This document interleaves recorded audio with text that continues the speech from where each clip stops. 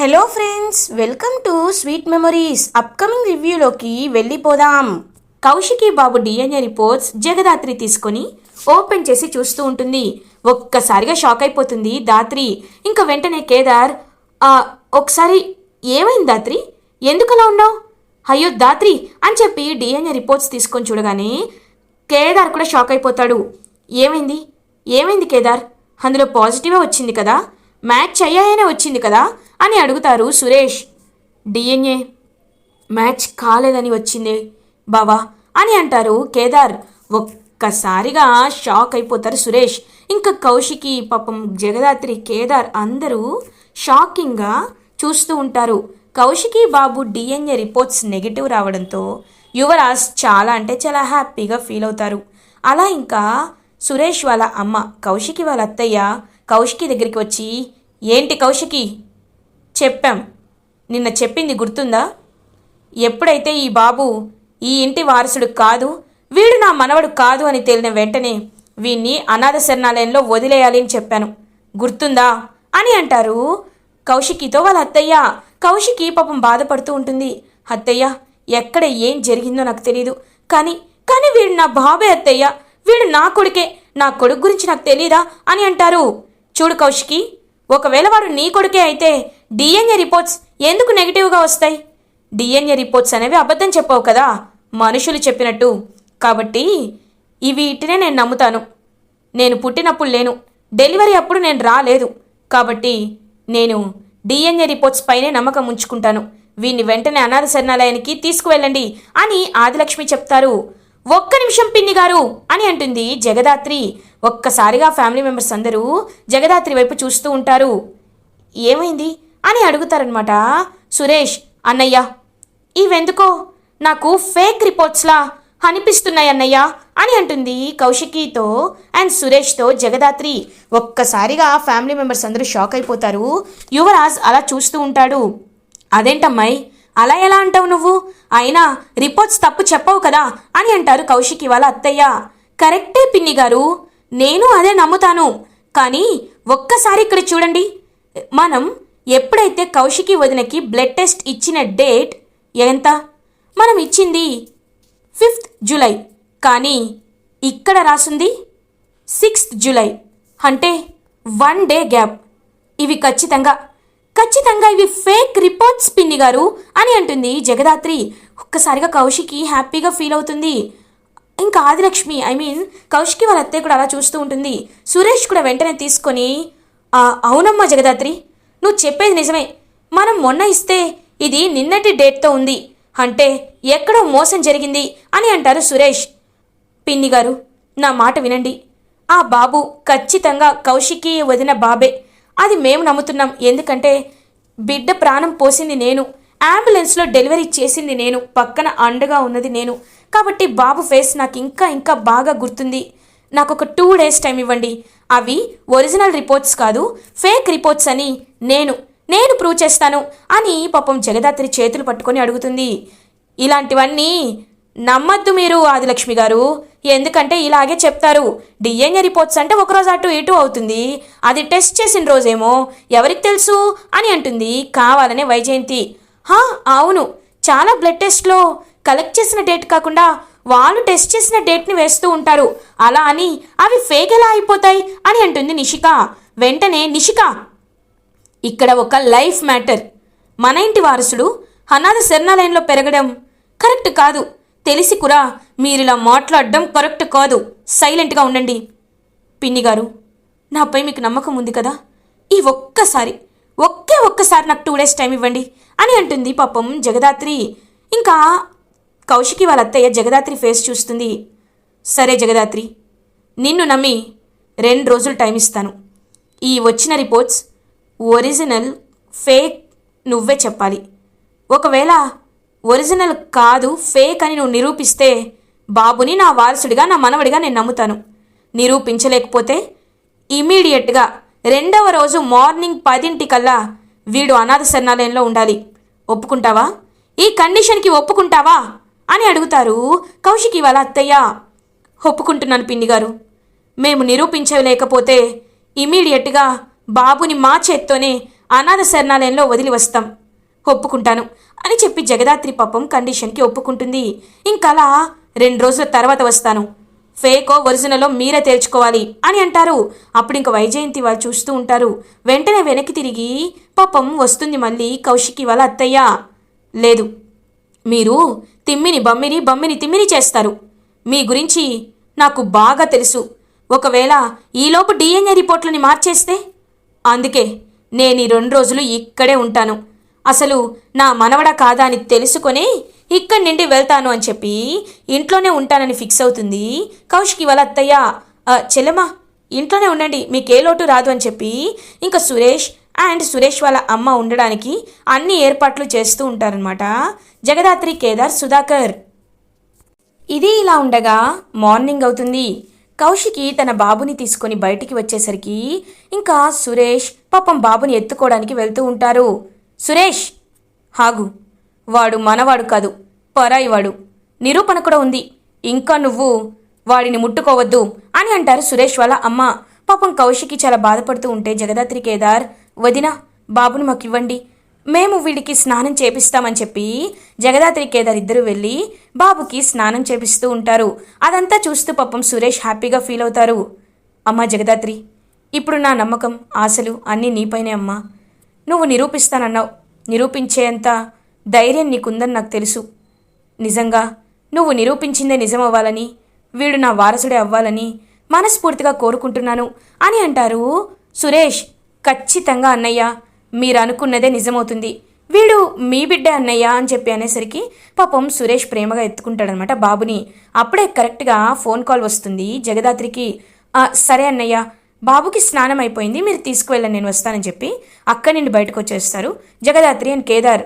జై హింద్ సార్, మీ హెల్త్ ఎలా ఉంది sir? Are you all right now అని అడుగుతుంది జగదాత్రి. జై హింద్ JD, I'm perfectly all right. నిన్న నైటే డిశ్చార్జ్ అయ్యి కూడా ఇంటికి వచ్చేసాను అని అంటారు Sadhu Nayak. We know sir, you can recover very fast. Sir, మీనన్కి నేను అటాక్ చేయడం జరిగింది. తన బ్యాక్ సైడ్ బోన్కి బుల్లెట్ తగిలింది. బట్ మా డౌట్ ఏంటంటే మీనన్ బ్రతికున్నాడా చచ్చిపోయాడా అన్నదే మాకు తెలియదు సార్ అని అంటుంది JD. Maybe or may not. ఒకవేళ సోషల్ మీడియాలో ఏ న్యూస్ వచ్చినా డోంట్ బిలీవ్ ఇట్. ఎందుకంటే మీనన్ ఇలాంటి ట్రిక్స్ చాలా చేశాడు. చనిపోయినట్టు చాలామంది నమ్మించి అండర్ గ్రౌండ్ మాఫియాని ఏలుతూ ఉంటాడు. కాబట్టి ఇప్పుడు మీ దృష్టి మీనన్ పై నుండి కాకుండా మినిస్టర్ పైకి షిఫ్ట్ చేయండి. మినిస్టర్కి ఇప్పుడు మీరు సెక్యూరిటీ గార్డ్గా రావాలి, గుర్తుంది కదా సెక్యూరిటీగా అని చెప్పి అంటారు. ఎస్ సార్, ఇప్పుడే బయలుదేరుతామని చెప్పి ఇంకా అలా జగదాత్రి అండ్ కేదార్ జేడీ కేడీలుగా మారి మినిస్టర్ వాళ్ళ ఇంటికి వెళ్తారు. మినిస్టర్ తాయారు పగతో రగిలిపోతూ ఉంటుంది. ఏమైందమ్మా అని అంటారు. ఆ మీనన్ గాడు ఏదో చేసేస్తాడనుకొని వాణ్ణి నమ్మి బాధ్యత అప్పచెప్తే బంగారం లాంటి ఛాన్సు ఈగోకి పోయి పోగొట్టుకున్నాడు. వాళ్ళు స్పృహ కోల్పోయినప్పుడే వేసేస్తుంటే ఈ పాటికి పని అయిపోయేది. కానీ వాడు నన్ను చూడాలి, నేను చంపేది చూడాలి అని ఈగోలకు పోయాడు అని అంటారు మినిస్టర్ తాయారు. అవునమ్మా, అందుకే నేను ఒక అద్భుతమైన ప్లాన్ వేశాను అని అంటారు. ఏంటది అని అడుగుతుంది మినిస్టర్ తాయారు వాళ్ళ కొడుకు చెప్తూ ఉంటాడు. అమ్మా ఒకసారి చూడు, బుల్లెట్స్ అని అంటారు. అవును, బుల్లెట్స్, వీటితో మనకేం పనిరా అని అడుగుతుంది తాయారు. అమ్మా, ఈ బుల్లెట్స్ని మనం ఎలా అయినా వాడుకోవచ్చు. ఒకసారి చూడు, జేడీ కేడీ వస్తారు, మనకి సెక్యూరిటీ ఇస్తారు. ఈలోపు నువ్వు బాల్కనీలో గట్టిగా అరుస్తావు. అప్పుడు జేడీ కేడీ పరిగెట్టుకుంటూ వస్తారు. నేను ఈ బుల్లెట్స్ని నేలపై వేస్తాను. అప్పుడు జేడీ చూసుకోకుండా ఈ బుల్లెట్పై కాళ్ళు వేస్తుంది, స్లిప్ అవుతుంది, టెర్రస్ పై నుండి పడిపోతుంది, స్పాట్లోనే చనిపోతుంది. అప్పుడు మన పైకి రాదు, యాక్సిడెంటల్గా జరిగిపోయిందని ఎవ్వరికి డౌట్ రాదు. ఏమంటావమ్మా అని అంటారు మినిస్టర్ కొడుకు విక్కీ. నిజంగా సూపర్ ఐడియారా, ఇది ఇంప్లిమెంట్ చేస్తే ఖచ్చితంగా ఎవ్వరికి అనుమానం కూడా రాదు. అయితే వెళ్ళి చేసేయని చెప్పి ఇంకా ప్లాన్ అయితే ఓకే చేస్తారు తాయారు. మినిస్టర్ కొడుకు విక్కీ, జేడీ ఇవాళ నీ చావు ముహూర్తం పెట్టేశా, నేను మీనన్లా తల తిక్కోండి కాదు, పర్ఫెక్ట్గా ఇంప్లిమెంట్ చేస్తా అని చెప్పి జేడీకేడి ఎప్పుడు వస్తారా అని ఎదురు చూస్తూ ఉంటాడనమాట మినిస్టర్ కొడుకు విక్కీ. జేడీకేడి మినిస్టర్ తాయారు వాళ్ళ ఇంటికి రీచ్ అవుతారు. తాయారు జ్యూస్ తాగుతూ రండప్పా రండి జ్యూస్ తీసుకుంటారా అని అడుగుతారు. మాకేమీ వద్దు, డ్యూటీలో మేమేమి డ్రింక్ చేయం అని అంటుంది జేడి. నువ్వు చాలా తెలివైనవి మమ్మీ, నువ్వు మాతో చేతులు కలిపితే ఇంకా బాగుంటుంది పోరి అని అంటుంది మినిస్టర్ తాయారు. చూడండి తాయారు, భయపడే వాళ్ళకి భయపెట్టే వాళ్ళకి చాలా తేడా ఉంది. నీతి నిజాయితీతో ఎప్పుడు ఉండేవాళ్ళు భయపెడతారు. నీతి నిజాయితీ లేకుండా అవినీతికి పాల్పడే వాళ్ళు మొదట్లో భయపడతారు, కానీ నిప్పు లాంటి నిజానికి భయపడతారు. ముందుగా వాళ్ళు భయపెడతారు కానీ తర్వాత భయపడతారు. మేము అలా కాదు. ఈ ఒంటిపై యూనిఫామ్ ఉండేంత వరకు మేము ఇలాగే నీతి నిజాయితీతోనే పోరాడతాం. అలా అని మేము ప్రామిస్ చేశాం. మా ప్రామిస్ని మేము నిలబెట్టుకుంటాం. మా ఊపిరినంత వరకు సిన్సియర్గా డ్యూటీ చేసుకుంటాం అని అంటుంది జేడి. సరే సరే, నేను పైన రూమ్లో చాలా పనుంది, కొంతమంది ఇంపార్టెంట్ మినిస్టర్లు వస్తున్నారు, వాళ్ళతో మాట్లాడాలి అని చెప్పి పైకి వెళ్తుంది. ఇంకా వెంటనే మినిస్టర్ కొడుకు విక్కీ సైగ చేస్తాడు ఓకే అని చెప్పి. ఇంకా అలా వెంటనే కావాలని మినిస్టర్ తాయారు కాపాడండి కాపాడండి అని చెప్పి అరుస్తూ ఉంటుంది. ఇంకా జేడి కేడి ఇద్దరు వెంటనే పైకి పరిగెడతారు. అదే టైంకి మినిస్టర్ కొడుకు విక్కీ నేలపై బుల్లెట్లు వేస్తాడు. ఇంకా బుల్లెట్లకి కరెక్ట్గా స్కిడ్ అయిపోతూ ఉంటుందన్నమాట దాత్రి. వెళ్ళు దాత్రి, జడి వెళ్ళి చౌ అని చెప్పి అలా ఇంకా చూస్తూ ఉంటాడనమాట విక్కీ. కరెక్ట్గా అలా జేడి పడిపోబోతూ ఉంటే అక్కడ విక్కీ ఉంటాడు.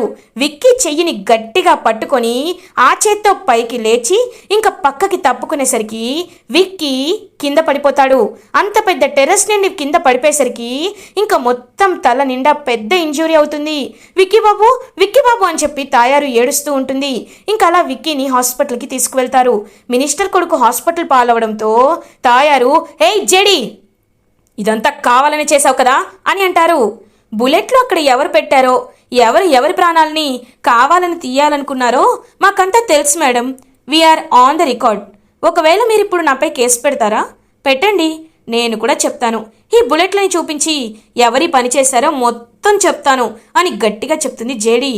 నీ పని ఇప్పుడు కాదు అని అలా ఇంకా లోపలికి వెళ్ళి చూసేసరికి హాస్పిటల్లో డాక్టర్స్ మినిస్టర్ కొడుకు కోమాలోకి వెళ్ళిపోయాడని చెప్తారు.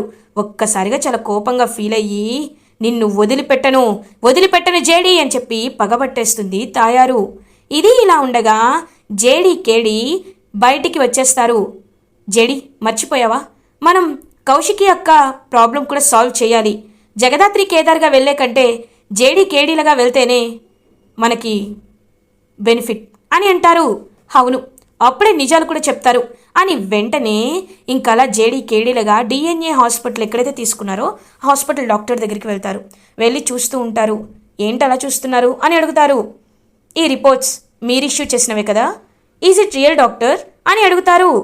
ఒక్కసారిగా వాటిని చూసి షాక్ అయ్యి ఎవరు మీరు, అయినా ఈ రిపోర్ట్స్ మీ దగ్గరికి ఎందుకు వచ్చాయి, నేనెందుకు మీకు డిస్క్లోజ్ చేయాలి, నేనెందుకు బయటకు చెప్పాలి అని అడుగుతారు డాక్టర్.